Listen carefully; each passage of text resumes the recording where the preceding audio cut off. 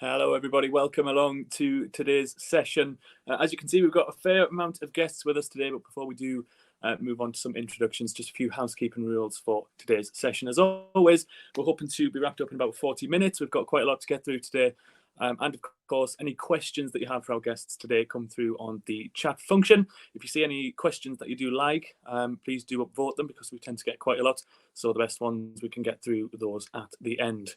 As I say, we've got a fair amount of guests with us today. I'll go through some introductions and I've written them down today because I just cannot memorize 6 people at that short notice. But we have with us today, let me scroll down in the order that we'll be speaking to them as well today. So let me just bring that up. Sorry about that. Yes, so we have Abbie Dickinson with us in the top left there. Give us a wave, Abbie. We have Megan Carter with us as well, looking glamorous today. We have Mamatha Maheshwarappa. Hope I'm getting that one right as well, up in the top right. We have Sarah Jaycock as well, who'll be going. We'll be going to her first today. Paddy Patterson is with us there as well. Hello, Paddy. Hi there. And Sally Kennard as well at the bottom. Hello, Sally. So we'll be going over to Sarah first, who's got some presentation to go through with us today, a little bit of an introduction. I'll let you introduce yourself. I can't bring up the list, hence why we're flying through them in the total wrong order, but it's all good. We're going to Sarah first, so I'll let you move over to you, Sarah. Hiya, I'm Sarah Jaycock. I'm Executive Director and Co-founder of High Spec Composites Limited. So we are a leading manufacturer of high specification carbon fibre and aluminium tooling based in Bicester in Oxfordshire. And we supply parts to Formula One and bespoke projects. We've been running for just over 10 years now, or 11 years actually, and we've grown from 2 members of staff to 20. So we're a relatively small team, but doing really great things. The thing that I most love about High Spec and about my job is the variety of work that we do. So like I've touched upon very briefly is that we specialise in Formula One, but we use the skills and technologies that we've derived from that to launch into other sectors as well. We work with automotive, we work with space, we work with military, medical, mobility, anything you can think of that carbon fibre can be used within, we work there. So unfortunately, I can't share too many slides with you or pictures with you today because one of the key parts of our industry and our business is that we're highly confidential. But what I would like to do is just show you a few very small examples of where we've used the materials in other areas outside of Formula One, just so you can get a grasp of what we do. So if we can just show that video.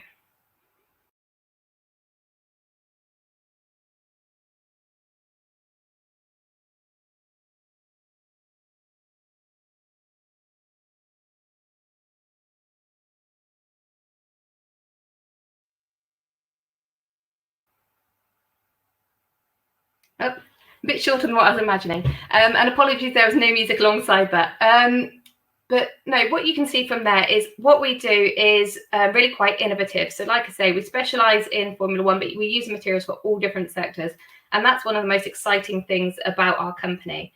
And one of the examples that you might have seen on the video there is a carbon fibre wheelchair. And that's where we've worked with an innovator from Scotland to design and manufacture a product, which is a full carbon fibre wheelchair from start to finish, to make it a marketable product. That was a really fantastic one. We had the first one that sold. The gentleman phoned us afterwards and said that we'd changed his life because he was able to wheel himself into a swimming pool because it wouldn't rust. He was able to go on a boat because of the locking mechanism. And basically, we were using carbon fibre to really change someone's life and change the way things are made. That's our ethos in general. The great things about our sector is that it's always developing, it's always moving forward, it's always expanding into new areas. So it's always quite exciting. And you're working on so many different things. We work on zero emission vehicles as well, which I can't go into too much, but that's a really new area that the carbon fibre, our business in particular, are going into. Within our business in particular, there's lots of pathways in. One that I endorse personally is apprenticeships, and it's a really great way to start your career in engineering, in composites, in motorsport, because you get to learn hands-on. We actually offer all different levels from level 2 through to level 6, I believe it is now, which you can go through various training providers. There's some local ones in Bicester as well, which specialise in engineering.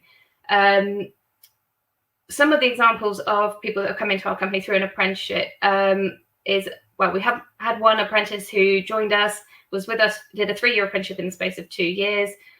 He then worked his way up in the company to a supervisor and is now working with the Formula One team, living his dream.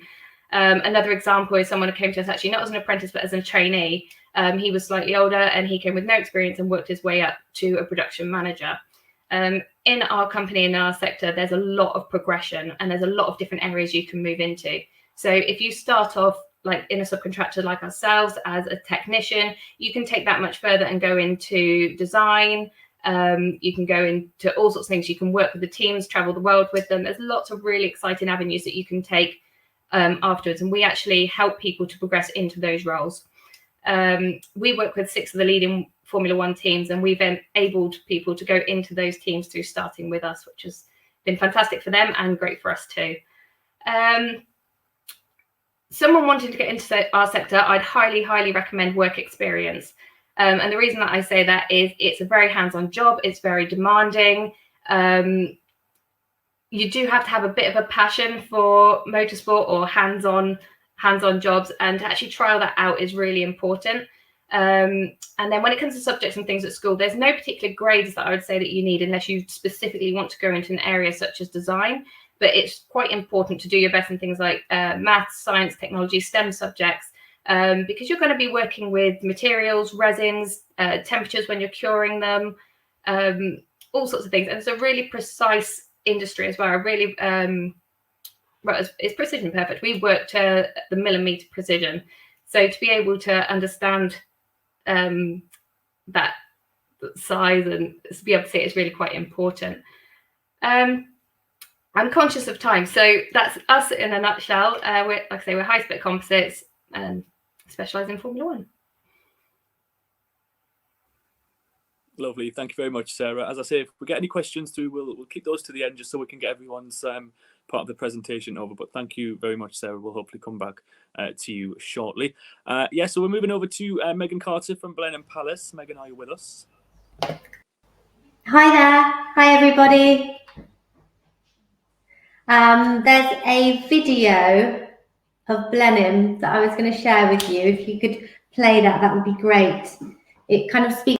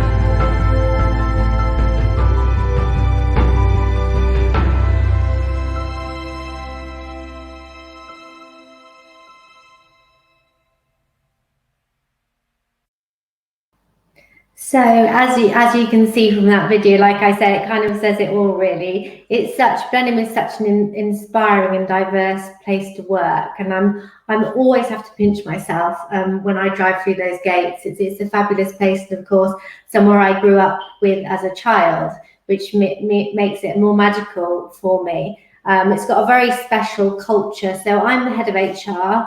I work alongside the senior management team. I implement and design the HR strategy. I do all recruitment, employee relations. I've got quite a small team. We're very close knit. In terms of Blenheim, there's kind of 3 arms to the business. So to start with, you've got the visitor side, which where you see we had calls at the palace and we have various events all the time. There's the property side. So we've got a property rental portfolio, but we also own a business called Pi, who designs and builds homes. On the other side is the estate. So we're a landed estate. So we have everything that comes with that. So we have to look after a vast amount of grounds and farmland. So we have opportunities such as shepherding, forestry, and all those kind of manual gamekeepers, and all those kind of manual side to the estate as well. So it is so diverse. So in terms of the experience you'd get from Blenheim is, and I always say, go for an apprenticeship or work experience, just like Sarah was saying, because you just get hands-on experience. We've got lots of opportunities at the moment. We've got, you can work in retail, you can work in customer service, you can be more of on the rural estate side, and you could learn a trade. So you could work for Pi, be an electrician, be a bricklayer. We've got a female bricklayer. We've got various things that you could try your hand at, and it's really a safe environment to be in at Blenheim. It's a local place. We really support our community. There's a real family feel. So I would just say, if you're interested, then you could talk to me afterwards, or always mail me. But there's so many things to say about the place. It's difficult to know when to start. But if you want to get into HR in particular, I would say there's various networks that you can go in on LinkedIn. There's loads of webinars, things about learning development, employment law, and there's various avenues you could go into, or the coaching side of things. So I would say just do your research. You can do an apprenticeship, but you can also do your CIPD. You can go to university and do a HR degree. So there's lots of ways to kind of to get into that field. Excellent, Megan. Thank you very much. It's like the dream job, isn't it? It's like a fairy tale job, almost. I'm sure it is when you try to work. Thanks, Will. Thank you very much, Megan. Hopefully we'll have some questions coming through for you very shortly as well. We'll move over to Mamatha Maheshwarappa, who's with us now. Hi. Hello. Hello. I'll let you do a little bit of an introduction, and I know you've got some things to show us as well. Yeah, sure. Can I have my slides, please? Thank you.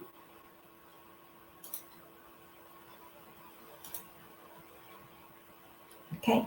Hello, everyone. I'm Mamatha Maheshwarappa. I'm one of the senior systems engineers at RAL Space. I'll explain a bit more about what a systems engineer does. So my job is mainly to coordinate between different disciplines like mechanical, thermal, electronics, and software.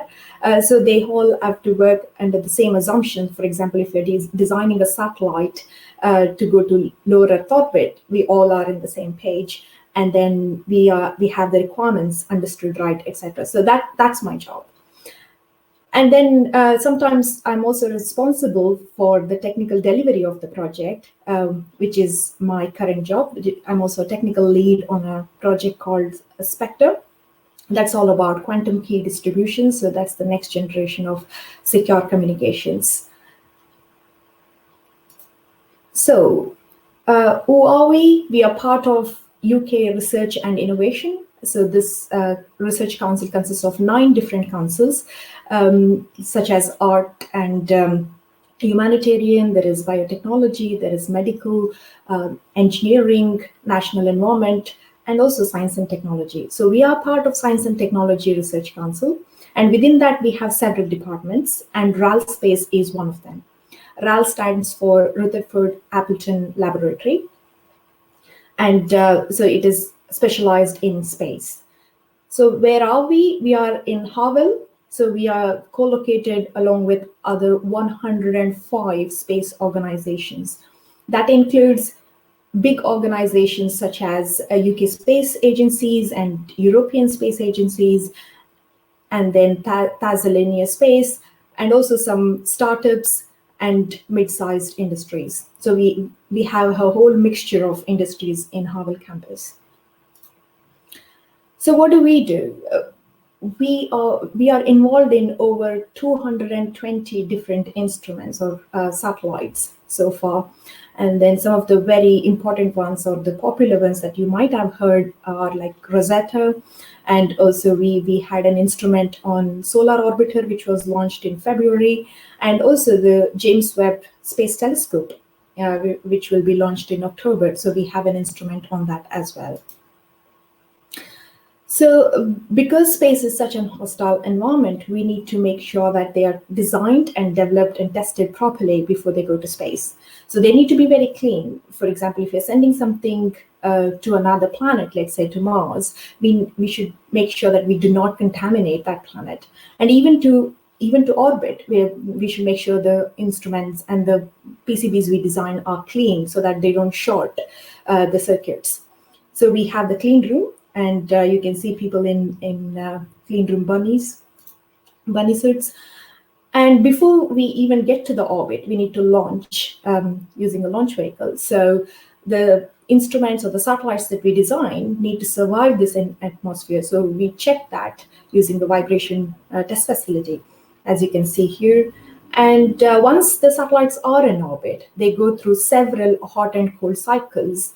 For example, in a satellite in a lower Earth orbit, as comes over every 98 minutes. So it goes through sunrise and sunset, basically. So we need to make sure that the satellite or the instrument that we design can survive all these different thermal cycles, and therefore we have thermal chambers.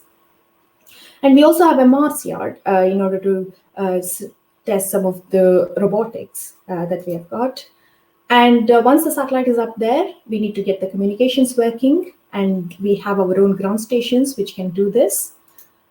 And we also have the data facilities where we get terabytes of data from several missions, which is then processed here in Havel campus and then distributed to either customers who are interested or the agencies like UK Space Agency or ESA, and also even the research community in general. So there are many people who are interested in that data. So imagine how good it would be to have all these facilities under the same roof. So you can come in with an idea and leave with an instrument or a satellite that can be launched into space. So that's exactly what we are trying to do with the National Space Test Facility. So we will have all these different test facilities that I mentioned under one roof. And then so how do you get into RAL space, or how can you work for us? It's mainly so you have different options like others mentioned before.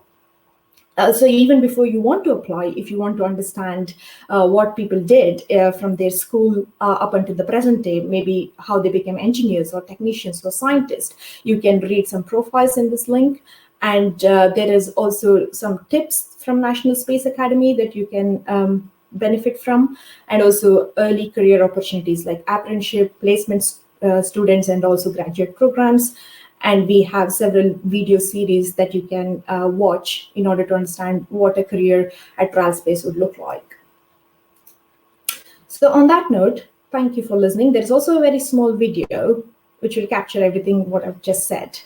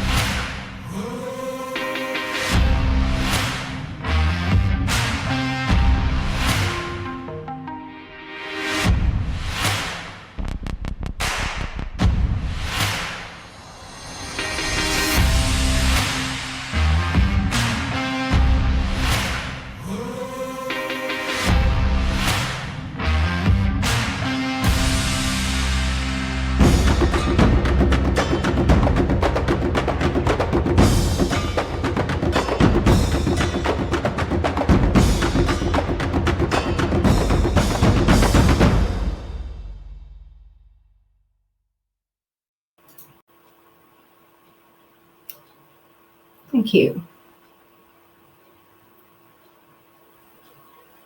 Thanks, Mamatha, for that one. It looks like such an interesting sci-fi job. I'll be geeking out in that facility. Trust me, it looks fantastic. Thank you very much. We'll hopefully have some questions as well for you shortly. Sure. All right, we're moving over then to Sally Kennard from Arrival next. Sally, are you with us?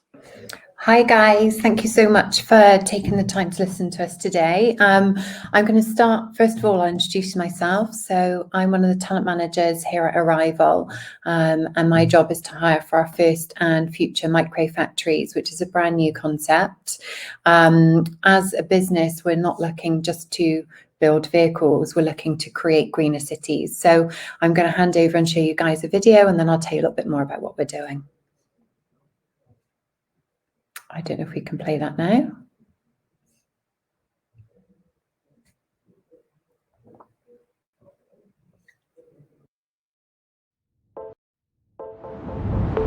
We need to be radical. We don't have any time to waste. We have to be free from the limitations of the past so that we can build a radically better future.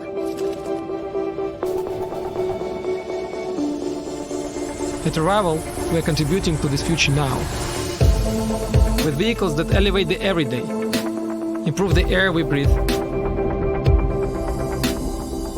unlock true sustainability, and empower local communities.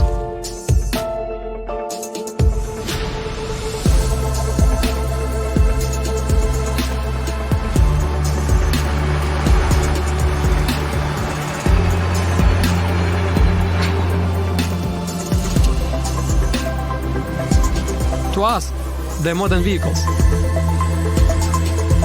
They're the products of a revolutionary process. How they're designed, the materials they are made of, and how they are produced. These innovations set us on a path to a more equitable life. One where the vehicles in your city are made in microfactories local to your city. And these cities are everywhere. Each city making the vehicles they need, creating for themselves smart connected ecosystems.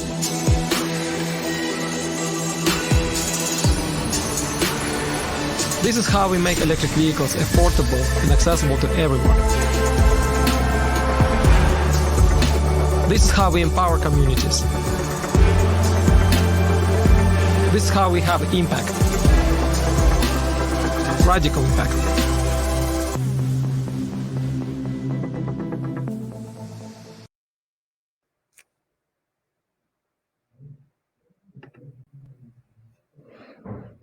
Perfect. So I'm just going to go through some slides with you now. So Arrival, first and foremost, we are a technology business.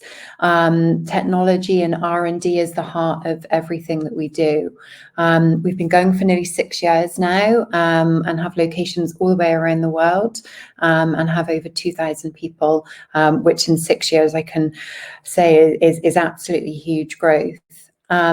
We have designed our vehicles with how they're going to be made in mind. So when you look at a typical automotive manufacturer that has that's making thousands of vehicles every day, they will most likely have, say, 1,000 robots purely on their body and white line where they're putting the body of the vehicle together. Across our whole composite production and assembly process, we have just 75 robots. And what this means is there's much lower cost in the setup of our factories. We can set them up within 6 months, whereas most OEMs and gigafactories take between 3 to 5 years to develop. What really, really makes a difference is not only are our vehicles electric vehicles, so obviously with zero emissions, the way in which they're produced has a much bigger environmental impact. Our composite material is completely recyclable. It still baffles me that actually the body of our vehicles is made from a fabric. So very similar, I think, to the lady from High Spec Composites was talking about earlier. It's a really fascinating process, but any waste that we have is actually recyclable, and even at the end of the life of the vehicle, we can recycle that composite then as well. But our technology, the software that we've created to operate these robots is what makes it so different, because it can be completely flexible. So you could go from using robots to put together the glazing in the vehicle or the chassis where the battery sits, and then change that up into doing the interior and exterior trim. And it's that flexibility that means you need less space and less cost as well to produce the vehicles. As it stands at the moment, Bicester is going to be our first ever micro factory. We've got about 50 people working here now, but next, as we go into production next year, and when we start actually producing the vans for our customers, we'll probably have around 220 people working here. So I'm just going to go through some of the different areas. Manufacturing is an industry that I absolutely love. I just find it absolutely fascinating how anything, I used to work for a chocolate and biscuit company, and I just love how anything can be made and moved around countries. And it's just an industry that has so much development and growth. And the reason why I joined, a really big part of it, other than the fact that we're doing something in a way that's never been done before, and something that is going to have a really genuine impact on the business, that on the environment, which obviously is completely should be everybody's priority, really, is the fact that we get to hire lots of people into our micro factories without experience. Now, there are many roles within our organisation where if you have a degree, perfect, you can go into design roles and research and development roles. But if you're not looking to go to university, then you can come and do some work experience or have a site tour and really get to understand the different areas. So first of all, we have our composite production, and that's where we're basically producing the panels that are the body of our vehicle. That then moves through to assembly, where we'll be actually assembling the vehicle. Some of that is done with robots, and you'd actually be working the robotics themselves, and some of it's quite technical, where you're actually producing a technical aspect of that vehicle. We have, I'm going to skip over to the next bit, then you have quality. So quality will be looking at ways of checking the composites going into the vehicle, any other components going into the vehicle, all the way through to the end vehicle themselves. So when a vehicle is produced, you need to check things like, you have to put it through almost like a monsoon to check to see if there's any water leakages. You need to put it over, you have to get through all kinds of tests to make sure that it is going to be durable across different environments. Which is very exciting. So that's what we would call our kind of end of line quality there. We have maintenance and facilities where you can come and you'll be maintaining all of the robotics and machinery that we have on site, as well as maintaining the building itself. And we also have transport and logistics. So transport and logistics are responsible for making sure that all of our components that we get from suppliers and materials come to us on time and in full, so that we can produce our vehicles on time and full. We actually don't have warehouse space in our sites. That's a big part of the micro factory concept. So we have just in time. So we're literally having things delivered to us at 2-hour windows, which has all sorts of interesting challenges. And then it's obviously making sure that we're getting our vehicles to our customers again on time and full. Being a business that is hugely global, we're looking to create local supply chains. So not just having kind of parts and materials shipped to us from China and all the way around the world, because that has a really negative environmental impact. And it's those kind of challenges that just makes it a really fascinating and interesting place to work.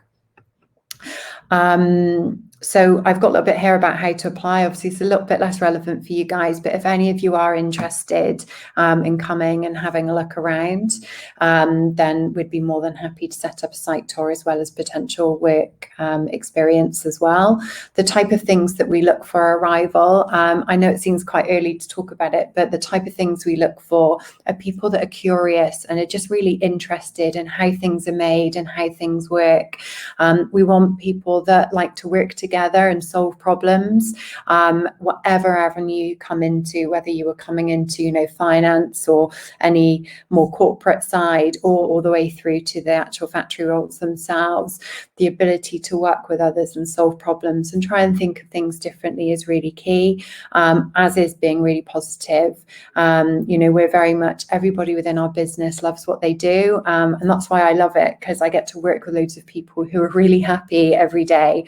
One of the things that we are more than happy to do as well is, if you are interested in coming to work for us, we can help to prepare you, kind of coming in for assessment centres and how to write a cover letter and things like that. So that's also something that we're more than happy to do.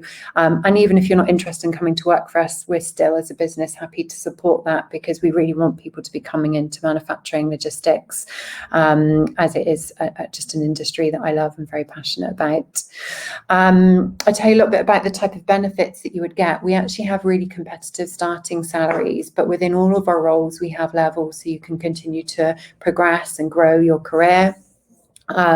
We obviously offer all the standards like pension and holidays and things like that, but we also offer free food every day.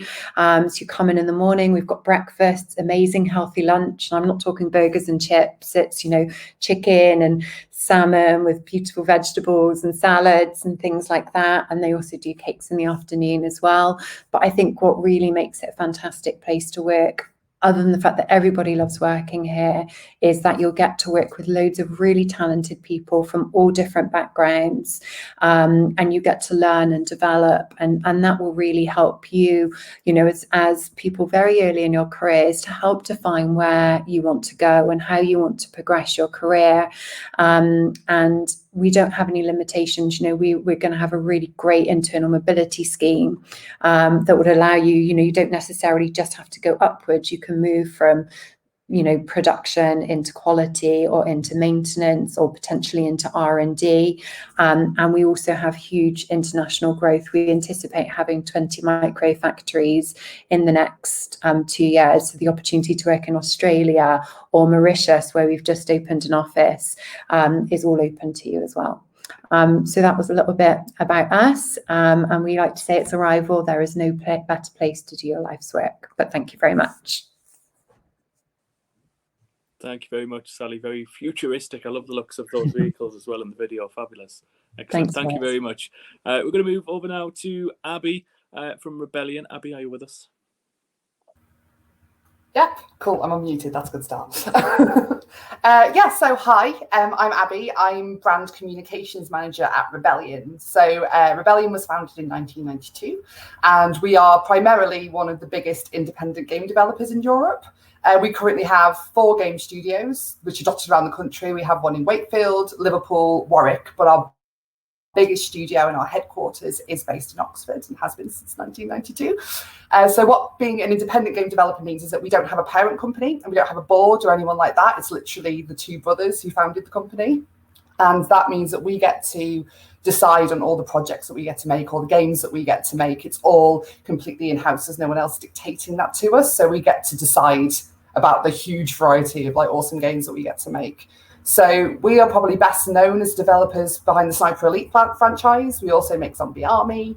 We recently released Evil Genius 2 as well, which is a spy-fi, we call it, a spy-fi lair builder where you play the criminal mastermind who's trying to take over the world and you have to manage all your minions and things like that. And it's really fun, but wildly different from a lot of the other games that we've made before. And it's kind of a bit of an example of some of the variety that we have got there.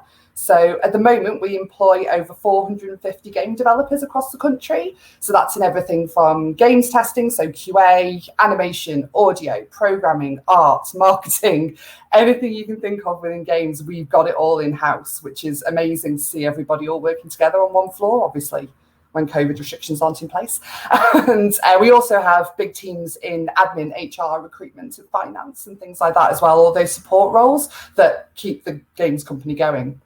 So when I say that we're primarily a game developer, we do a lot of other things as well. It actually makes us quite unique, even in the games industry, which is full of really creative studios. But we are a bit singular because we also publish award-winning books. So we publish books, comics, graphic novels under Rebellion Publishing and 2000 AD. So one of our biggest comics is Judge Dredd, which you may have heard of.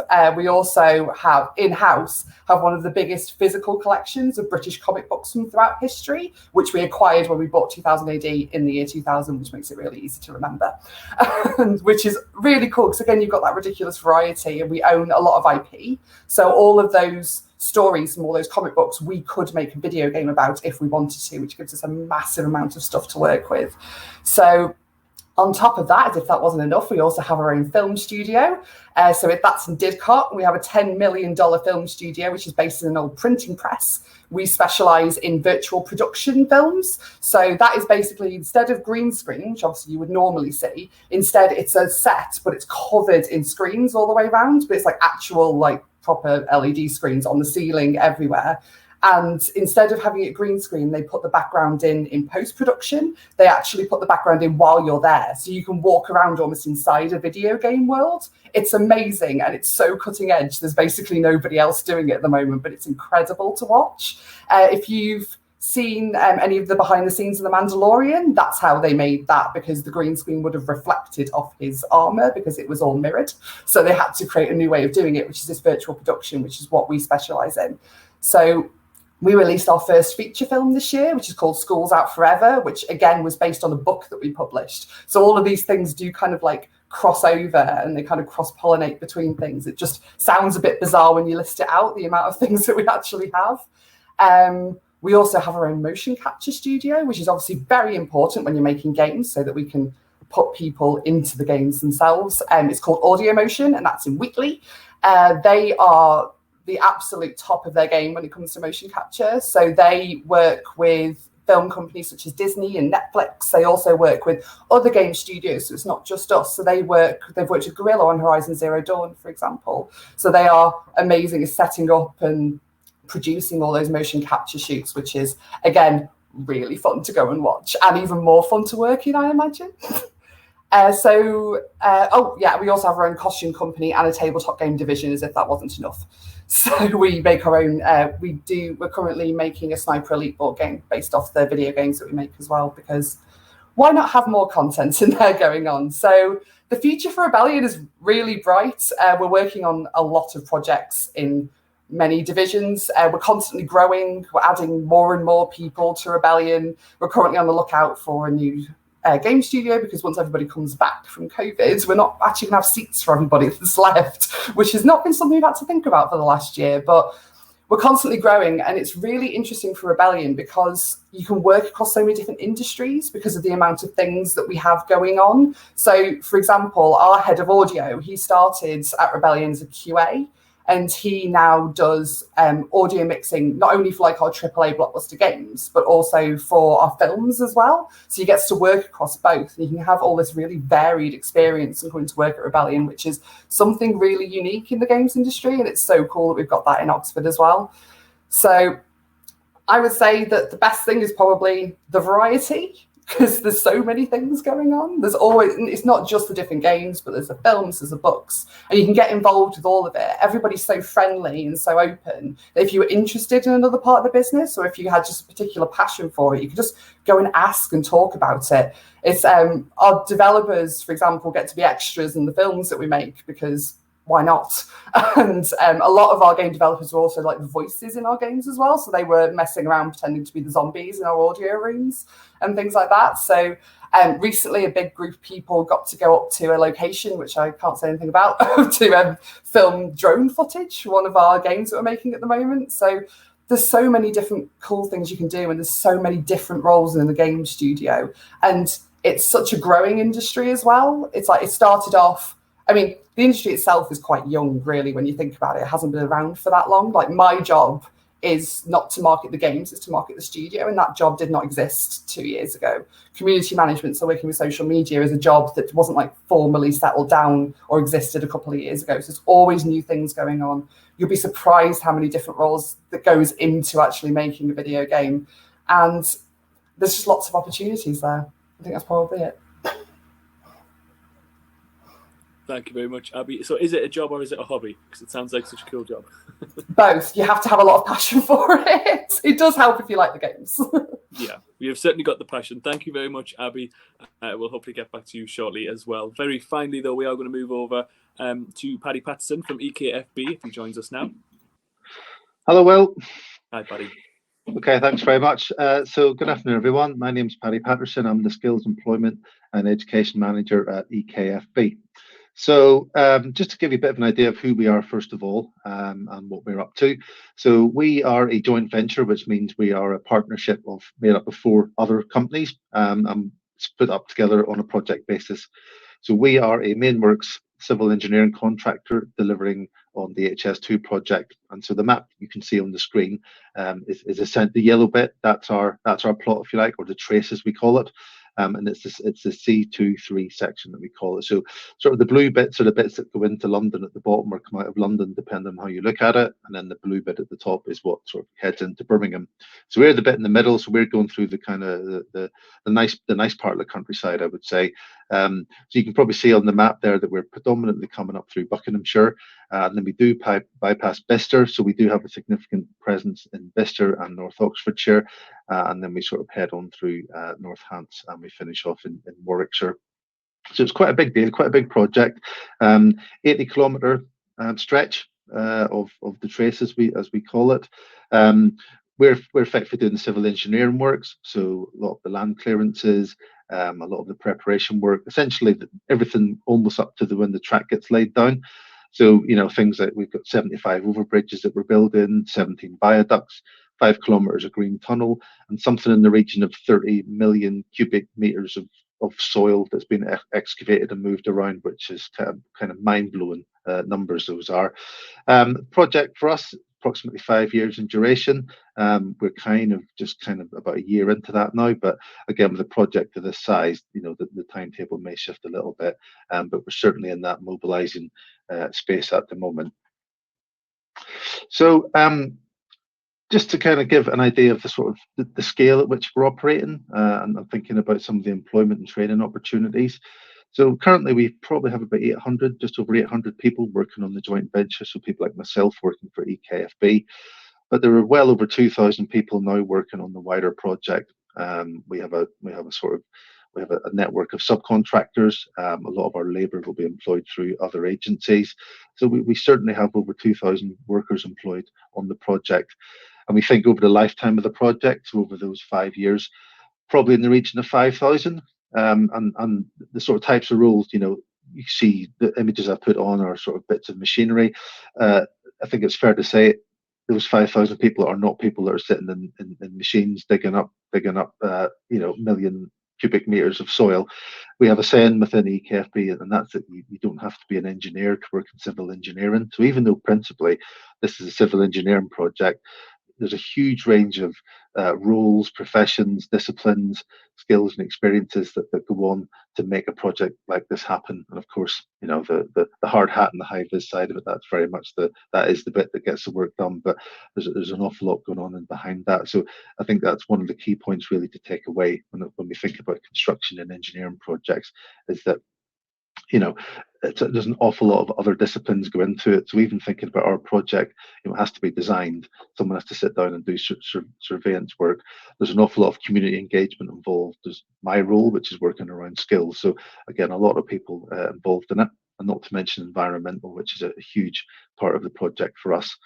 So in terms of my role and what I do and where that fits in, so there's a considerable focus on skills, employment and education, and that's driven by the client HS2. You know, a project of this size offers incredible opportunities, and I think certainly during COVID, the fact that we have been recruiting on quite a significant level at a time some people have been having some difficult challenges in the labour market, it's been really rewarding for us to be able to provide, you know, really good sustained employment opportunities. Looking into the sort of training side of it, and I guess students on the call will be interested to sort of say, well, what does this potentially mean for us? So I think, you know, apprenticeships, as all my other colleagues have mentioned, a big part of what we're trying to do. And again, we're trying to look at a broad range of apprenticeship opportunities. So again, not just necessarily things like civil engineering. We're going to look into wider opportunities in things like quality, things like environmental, things like design. And again, there's a whole army of people in the background working in things like finance and human resources and recruitment. So again, quite a broad range of opportunities. Work placements will be really important, and I think most of us, if we ever have a choice to try something before we buy it, then that's the way to go. Been really difficult in the last year. We have switched into the virtual model, and in fact we're running a week-long work experience program next week, which has worked really well in terms of being able to engage. And I think, bearing in mind that for an awful lot of us, working remotely has been how we've worked in the last 12 months. So it is a very genuine work experience opportunity, working online, which takes a whole other set of skills as well. Those work placements which I've mentioned, and then the last thing really has been job creation. I've talked a lot about the number of people that have unfortunately had to make some choices, or sometimes enforced choices, in terms of their career and employment options. Again, on the other side of it, it's given us an opportunity to look at how we recruit and the type of people we bring into the industry, because I think we recognise that the industry needs to develop and needs to move with the times. So in terms of the future, and that kind of links me just to my last point there. For a lot of people whose sort of perception is construction engineering, it's digging holes in the ground and moving earth around. Yeah, fundamentally it is that, but actually it's far more sophisticated than that. So technology and digital skills is a big priority for the industry. One really small example, so the hat that you can see in the screen, we are pioneering some new technology, which basically means we're still in a COVID world. If anyone gets within 2 meters of you wearing that hat and they also have the hat on, then it'll bleep. So it's enabling workers to keep safe working distances from one another. And even though we're facing the prospect of restrictions being lifted, I think COVID will still be a massive concern on all of our sites and in all of our workplaces. So that's just one small example of how the industry's had to adapt. And I think all of us, and myself included, would be really amazed if you go onto one of our sites and you see some of the technology. We're not just putting people in dumper trucks and they're digging those holes that I keep mentioning. The technology, the software that's on board those pieces of kit is absolutely mind-blowing and so impressive. We've got machinery that doesn't only just lift the earth out of the ground, it can do it can assess the composition of the soil. It can send information back to the computer that sort of says how much soil has been lifted by that machine that day, which helps us in terms of sort of planning labour, looking at efficiency, and a whole other broad range of stuff. Diversity within the workforce is massively important. I think that there has been a lot of talk about the profile of construction and engineering workforces.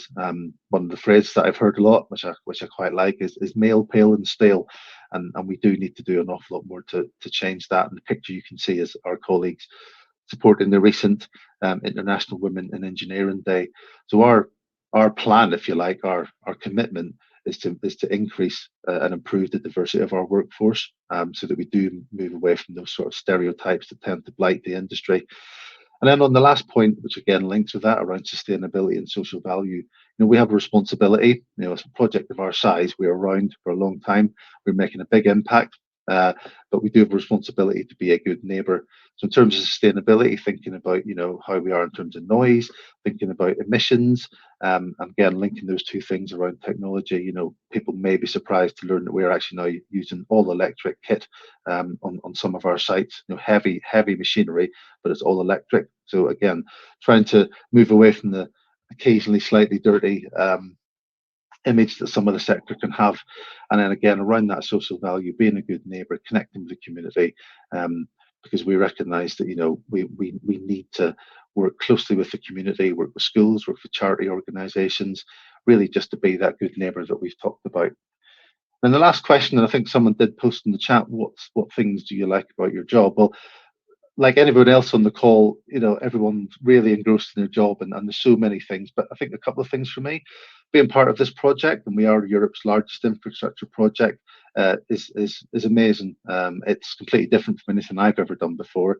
And if you'd have said to me 18 months, you might be working on that project, it wasn't sort of on my agenda. The opportunity came up, and so again, the great thing about career opportunities is be ready. No matter what you're doing, never settle and always be ready, because new opportunities are around the corner. And also for me, being part of a new opportunity with Eiffage. So we're the E part of EKFB. Eiffage is a huge French engineering company with lots of other businesses. And so for me to be part of that business growing within the UK on this project, moving on to others, is really important. The skills legacy. So again, leaving behind a workforce that's been trained, again through apprenticeships, thinking about upskilling people who are maybe mid-career, the opportunity to leave that behind after the work's done, and being able to give people the opportunity to go on and work on other projects and make a good living through a worthwhile career really motivates me. The international aspect is fantastic too. So, we have our parent companies are basically Dutch, British, Spanish, and French. So we have an awful lot of international workers on the project. For me, that creates a real richness within the workforce. You can hear multiple languages being spoken often simultaneously. And again, that's a really exciting place to be. And then lastly, just to finish this off, I think the best thing for me is really how all of our work is wrapped up inside our corporate values around inclusion. And again, it's just about how we approach things. And, it can be really easy at times to get entrenched in your work, but taking time just to kind of stop and check and balance yourself to say, why are we doing this? Is this within our values? Does this meet what we're here to achieve? And there's a real good way to frame the work that we're doing. And that's me. Back to you, Will.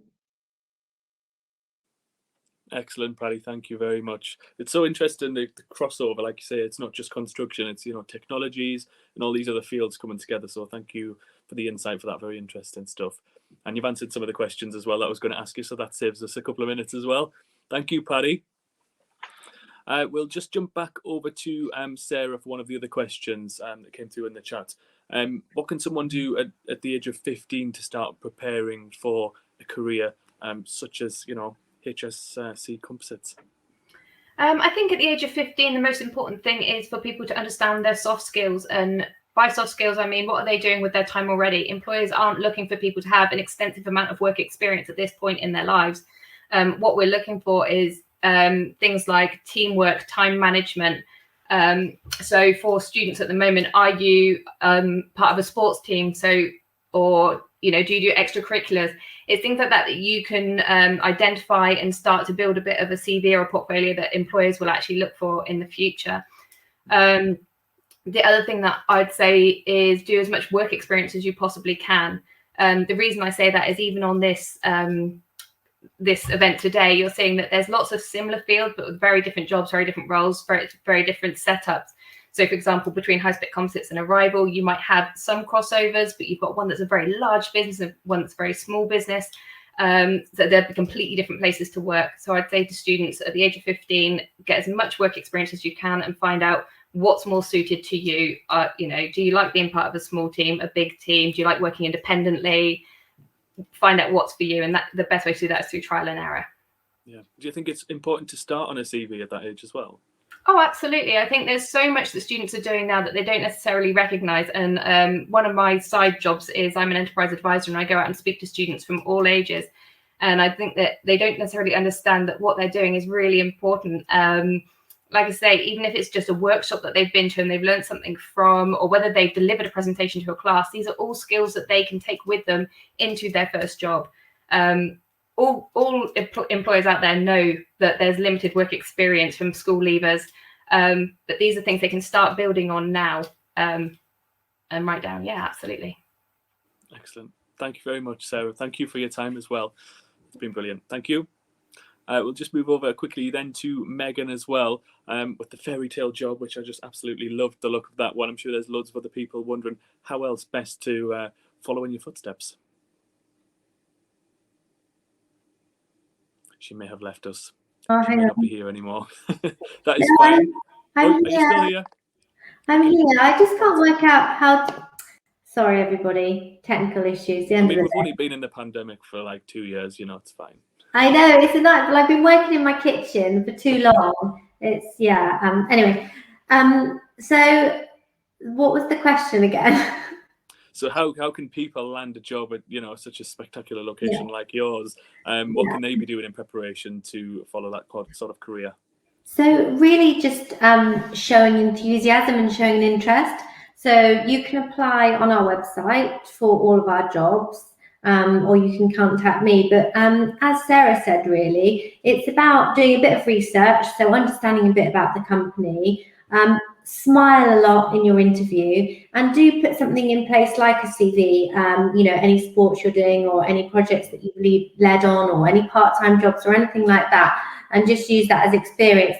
There might be some assessments where you have to work together as a group, and just as a hint, what they'll be looking for is those who listen to others, who work as a team, not necessarily the one that takes the lead, but the one that's maybe thoughtful, has great teamwork, great communication, and also take advice. So if there's places that will help you put your CV together or coach you with interview skills, do use those bits of help, because we do something which is a life skills. When people join us, we have like a life skills training program. So it is the softer skills, like Sarah was saying, and how to communicate and different things like how to hold down a job, getting up in the morning. It's all new stuff. I know you do that with college and school, but it's slightly different, and what's expected of you is different. So yeah, just take all the advice you can and reach out, and also just go for it. There's nothing that you can't do, and if you don't like it, you don't like it. Don't be afraid to fail or be afraid to think, oh, actually, I want to do something different. Just go for it and have the confidence and take that advice. Excellent. Thank you very much, Megan, and thank you for your time as well today. Cheers. We'll move over to Mamatha now with the super sci-fi job. I love this one. Is it just something that you have to be interested in space to have a job there? I mean, it looks like there's so many opportunities. Not necessarily, I would say, because as everyone mentioned, there is so much variety even within space. So even without having a space background, you can enter the field and you can do lots of different things. And I think what I would like to highlight is it's driving what you're passionate about. So if you're passionate about something, I'm sure you can learn at any stage. And that's what I want to highlight. And we're coming to space. Yes, there is engineering aspects like mechanical, thermal, electronic, software, systems, etc. But there are other jobs as well. Like even you can become an astronaut if you're really passionate, and that involves things like being a pilot or knowing how to work on instruments in space, etc., etc. So there is a lot of variety, definitely, and not just engineering or degrees and such. Excellent. Thank you very much, Mamatha. Okay. Cheers for that. We'll very quickly go back to Sally as well. Similar sort of question, really. Is it something you have to be interested in, sort of the transport sector, or is this something you can come in and, like I said, do the social media or work on the material side of engineering? Is there that broad range with you guys as well? Yeah, I mean, we've just hired our head of brand from Nike. We are a company that is just looking to problem solve and to do things differently. So I don't think you need to have an interest in vehicles. It's certainly not my interest, but if you've got an interest in how things work, I think that's a big thing. I also think that having very similar to what other people have said, if you are interested in finance or corporate, why not do it for a company like ours that is really opening up, that's doing something differently, that's having a big impact on a business, and that is going to offer lots of long-term opportunities because of the growth that we have. But I think my advice to anyone at the moment, it's very similar to what everyone says, just find out what you're passionate about. I think that's important, whether it's, it doesn't need to be from a work perspective, but it's just trying to find out what you enjoy. And in life, when things don't go to plan, always try and think about what you're learning from those situations, because that's what we tend to look for. We're not looking for experience, but how do you deal with things when they don't go well? What do you learn from it? And, what potentially would you have done differently? And I think those are the kind of behaviours I think that fit in really well with us at Arrival. Excellent. Thank you very much, Sally. Cheers for that insight. Thank you. And just finally, we'll go back down to Abbie. You mentioned briefly in your segment, that there's been, you've not got enough seats for when everyone goes back. It's obviously a very physical job. You're very hands-on in the creative industry, of course. Is it the same for people that are joining for apprenticeships? Are they going to be working from home? Are they going to get to have that hands-on experience? There's going to be a massive mix of it, I think. I think the games industry especially has had a really good COVID, if you can say that, because you can just do the jobs from home. But we're really big believers, especially in our Oxford studio, because it's a big open space. You can just walk in and you just see everybody there. And there's this big cultural thing about getting up and just asking questions and going over to people. So I think that's been a big part of the creative way that we make games, is having people there and having people to ask questions to. So I think that with our apprenticeships and our internships and our work experience and our things like that we do when we get people in, that ideally we want people in the studios when it's safe, of course, so we can go in and you can ask those questions and you can see what someone's doing. It's great because you can just walk past someone's screen and they'll be animating something and you can kind of just poke at them and be like, what's that? I want to know how to do that. And everyone's so friendly and so open. I think that's probably a big thing with the games industry as a whole. It's quite a tough industry to get into because it is really competitive. But if you find someone who you love the work of or who you want to learn a bit from, you can usually just drop them a message on Twitter or something, and they'll be as helpful as they can. And I think that's something that you do really feel at Rebellion and at other studios as well, that people are always willing to help. So fingers crossed we'll have our big creative mind melding things all back. But it's been good for us to get used to, I suppose, communicating via video and doing things online, the wonder of the internet and all those kind of things. But fingers crossed we can go back to a little bit to how things were, with a bit more flexibility in there for people who need it, I think. Absolutely. Hopefully very, very soon. Abbie, thank you very much for that. Thank you. Thanks a lot. And thanks to all of our guests today. For users that are still with us, don't forget to have your work submitted by the 16th if you do want to still be eligible for that certificate. Thank you to everyone, like I say, for your time today, and enjoy the rest of your day. Thank you and bye-bye. Thank you. Bye.